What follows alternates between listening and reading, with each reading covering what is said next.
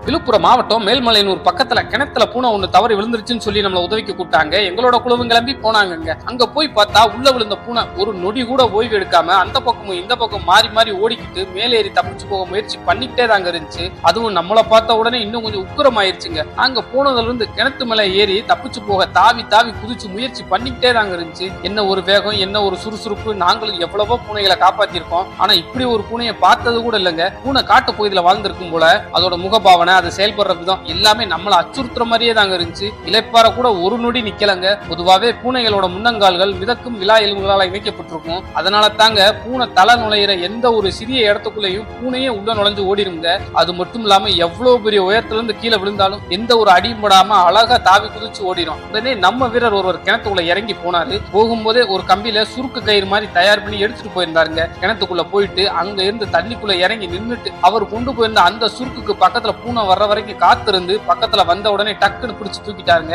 அதுக்கப்புறம் அந்த சுருக்க அவுத்து விட்டு பூனையை கலட்டிடலான்னு பார்த்தா சுருக்கு நல்லாவே சிக்கிக்கிடுச்சுங்க. கலட்ட முடியல. சரின்னு மேல இருந்து ஒரு வீரர் அவுத்து விட சொல்ல அவர் பக்கத்துல போனாலே அவரை கடிக்க வருது, தாவி பரண்ட வருது, தாக்குற மாதிரி முறைச்சு உரும ஆரம்பிச்சிருச்சுங்க. நம்ம வீரரும் பயந்து பக்கத்துல போகாமலே தள்ளி நின்னுட்டாருங்க. நல்ல வேலையா ஒரு கட்டத்துல அந்த சுருக்கு அதுவாவே கலர பூனையும் தாவி குதிச்சு ஓடிருச்சுங்க.